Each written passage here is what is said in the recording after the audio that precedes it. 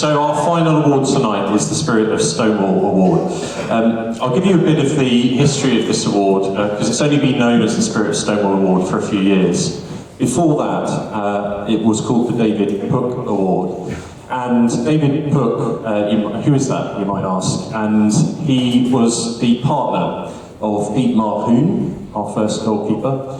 And during one of our very early games back in the early 90s, our players received a tirade of homophobic abuse by some spectators on the side of the pitch. And David stood up to them, defended the club, and it's in his memory that this award was started, and it typifies a contribution to the club that is consistent with its values, it's consistent with its purpose. And over time, we've decided to award this to people who have served the club over a long period. So it's not necessarily about what someone does in 1 year, but it's about that enduring and persistent contribution to the club. So it's now called the Spirit of Stonewall Award, and on the award itself, on the base, inscribed at the bottom, are the names of some of the people who've been involved with the club who have sadly passed on, including on there people who've won this award before,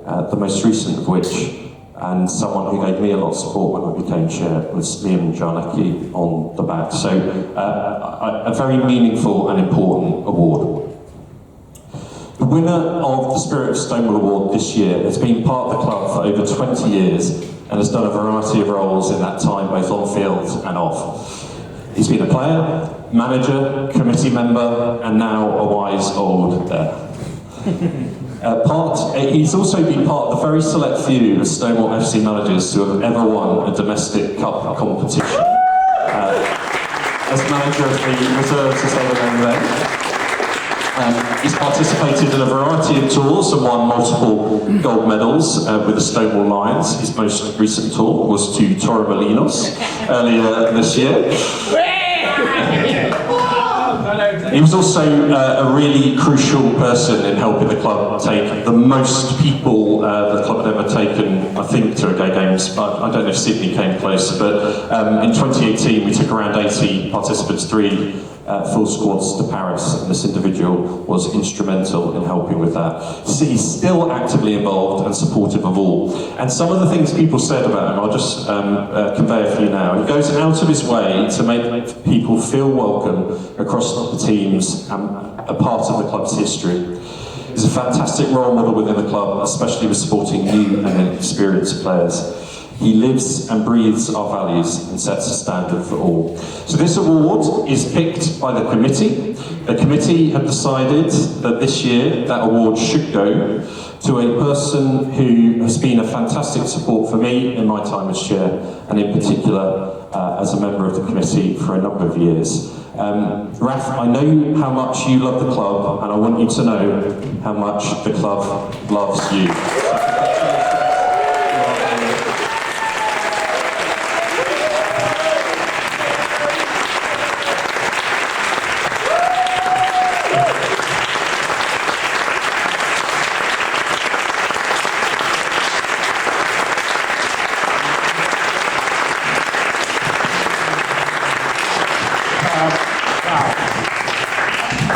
I had a bit of a warning and query, so it's. But I didn't expect to be that overwhelmed still, because thank you for all your kind words, and also seeing all the names of the people on this trophy makes it, very emotional, because I've met most of these people over the last 25 years.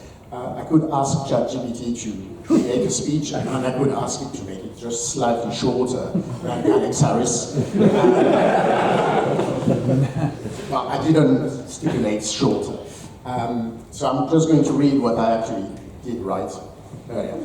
I'm deeply honored, and to be honest, I don't scratch that, a lot overwhelmed to be standing here tonight accepting this Spirit of Stonewall Award from a club that has meant the world to me for so long. The Spirit of Stonewall, as Alex said, is not about a person. It's about everybody since the first advert in Capital Gay in 1990, who made Stonewall Football Club the club that it is today. All my teammates, there's been quite a few, my fellow volunteers, there's also been a lot, and everybody who's passed through this club, whether with boots on or supporting with banners.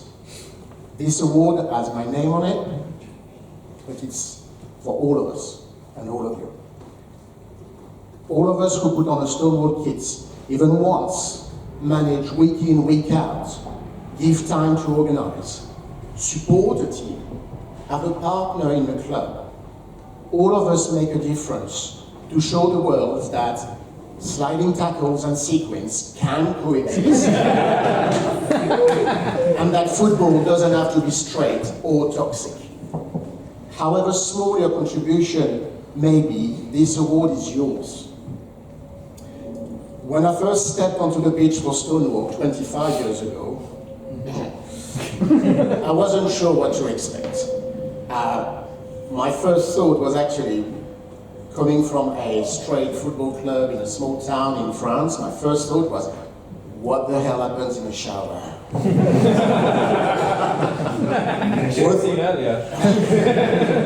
Would there be drama?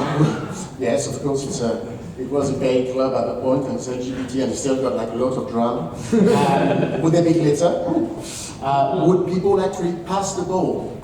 Well, the answer is yes, there's drama, yes, there's glitter, and yes, sometimes people pass the ball. But what I found was something so much bigger than a football club. I found a group of footballers. I found a group of warriors.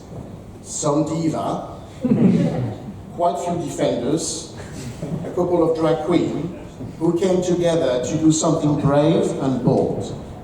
Be exactly who we are, out, loud, on and off the pitch. Stonewall FC is not just the most successful LGBTQ plus football in the world, although we are, right? We're also the loudest, the proudest, and the only club that I know that can pull off a 4-4-2 formation and a flawless Spice Girl routine at halftime. But let's not sugarcoat it. Without our moments. The cold and wet Saturday in a field somewhere between Ruslip and Heathrow, that's we couldn't find. The missed penalty, the games where we spend most of the time arguing with the ref. And of course the injuries, physical, emotional, and wardrobe related. Whose idea, Alex, was it to play in that yellow and green striped kits that we had? There are pictures of that kits, sadly. They are at the archive, which is another innovation that I was very proud of starting after COVID. And yet, despite all this, I wouldn't trade it for a second of it, because this club gave me more than football. It gave me a family and so many friends. It gave me strength, a club that taught me so much, how to lead, how to grow, and perhaps most importantly, how to drag home a bag of smelly, rain-soaked kits that could and should get you barred from taking a tube ever again. Stonewall gave me so many memories of the last 25 years, so many proud moments that were so brilliant because we shared them together. With players, managers, supporters, and friends. Winning a domestic trophy, thank you for the plug, with a brilliant squad of players certainly up there, as well as scoring a particular goal that led to a riot and an intervention by the US police at the gay games in Akron. Sorry. I am so proud to also have driven the campaign, the crowdfunding campaign, that helped to bring our women and non-binary team to life by raising more than £2,000 from more than 60 donors. That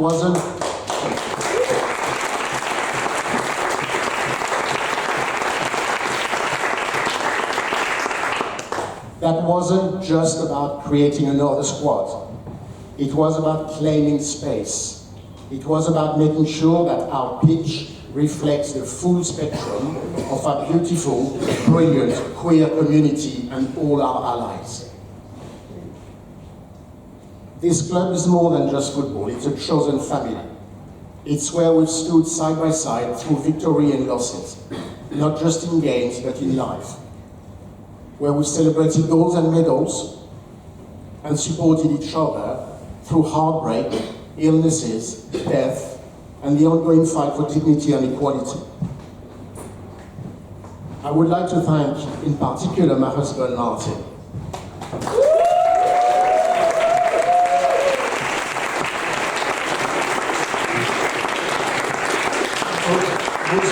Who's been with me at Stonewall for nearly 20 years, coming on tours, celebrating with us, but also has always been here to pick me up after yet another injury. You know I've had quite a few. Putting suntan lotions on Eric's legs on tour.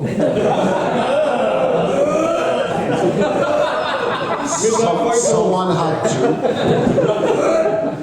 And to support me in every decision, from becoming a manager, including washing that smelly kit, to being on the committee for the best part of 15 years. I love you, Martin.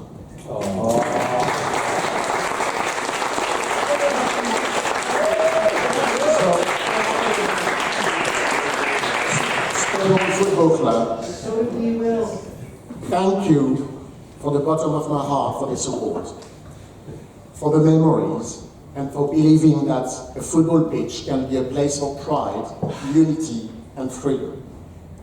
Here's to the next generation.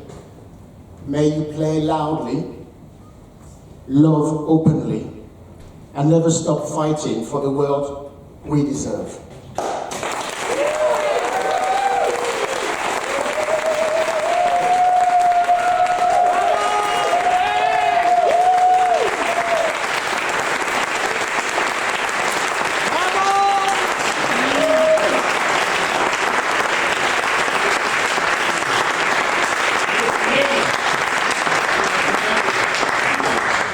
What amazing words to finish on. Your Spirit of Stonewall Award winner, Raf Lennon.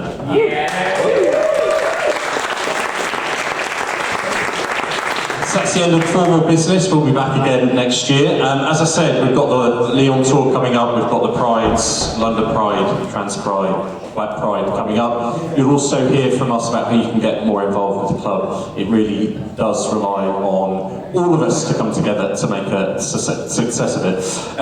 Now the bit that's written here is a very Alan Partridge sort of, here's what's coming next. So it says, from 9:20 onwards, music, drinks and dancing. JP with a curated playlist and plenty of time to unwind.